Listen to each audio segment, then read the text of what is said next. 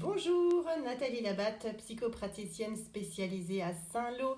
Je t'avais promis du contenu pour que tu puisses reconnaître si ce que tu vis en ce moment, qui t'encombre et qui tourne en boucle, est en lien peut-être avec le vécu de ta naissance.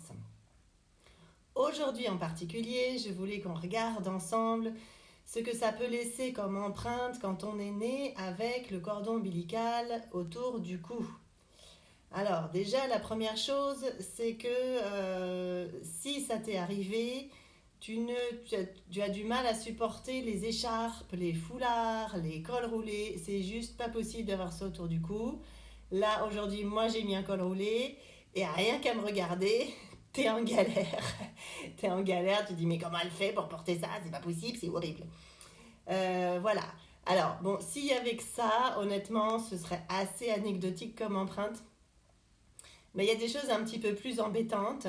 C'est que, par exemple, tu peux avoir du mal à t'engager en général dans ta vie ou dans tes relations. C'est-à-dire que tu as des relations, mais ça reste superficiel. Et pourtant, tu me dis, mais j'ai envie, moi. J'ai envie d'avoir des vraies relations avec les gens, mais j'y arrive pas, quoi. Donc, par exemple, quand tu vas à une soirée, eh ben, tu t'arranges pour ne pas avoir une seule soirée, mais trois soirées en une.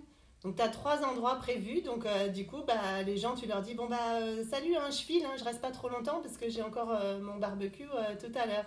Donc comme ça t'évite d'être trop en profondeur. Et pourtant bah tu t'as envie, mais c'est pas possible, tu t'engages pas. Bah oui, hein, on peut faire le lien facilement avec le vécu du bébé. Le bébé aussi, lui, il a envie. Il y a les contractions qui sont là. Il sait que c'est par là que ça se passe. Alors il y va. Hein. Les sages-femmes, elles décrivent bien. Elles voient le bébé, il met sa tête comme ça, il met sa tête comme ça. Il essaie d'y aller. Et on voit qu'il y a quelque chose qui le retient. Bah oui, c'est le cordon en fait. Donc il peut pas y aller. Il a envie, mais il peut pas. Donc il peut pas s'engager. Ce que ça peut aussi laisser comme empreinte, justement, c'est une personne qui va dire bah, moi, je comprends pas dans ma vie, je me sens tout le temps retenue, ça m'agace, je me sens tout le temps retenue. Des fois même, elles décrivent, bah, mais même, c'est même physique. Voilà, j'ai envie de faire des trucs, mais je sens qu'il y a un truc qui me retient, qui me retient. Voilà. Hein, donc ça peut être aussi en lien avec un vécu de cordon ombilical qui nous a retenus à un moment donné à la naissance et ça laisse cette empreinte-là. Et puis il y a autre chose aussi qui est un petit peu différent du premier cas que j'ai cité, c'est tu as envie d'aller dans un projet, dans une relation, donc tant que tu as cette envie-là, waouh, c'est super, tu vas super bien, tu as plein d'idées, etc. Et tu commences le processus d'engagement.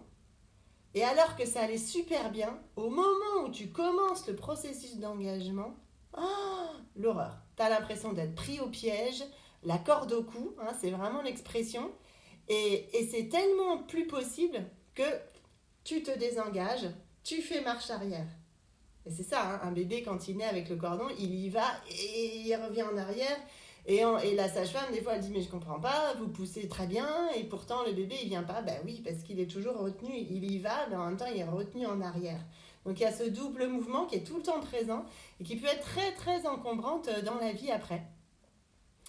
Alors jusqu'à ce que si tu le sens, ben, tu viens te faire accompagner et ça peut se transformer un vécu comme ça. Et c'est, mais alors, c'est le jour et la nuit quoi après, hein, quand on a transformé ça.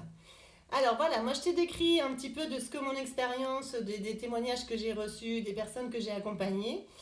Surtout si toi tu sais que tu as eu un vécu de naissance avec le cordon ombilical autour du cou et que tu as des choses à apporter supplémentaires, tu as d'autres choses à décrire, surtout n'hésite pas, partage-le. Moi ça vient nourrir mon expérience, ça me permet de mieux t'accompagner après. Ça permet aussi aux autres de se reconnaître. Voilà, donc ça c'est toujours hyper précieux on est tous là ensemble dans le même bateau, hein, on essaye tous d'avancer. Voilà, donc c'est pour ça que j'ai créé ce groupe, hein, pour que vous puissiez partager les uns et les autres ce que vous vivez. Donc, bah, au plaisir de te lire ou de te rencontrer.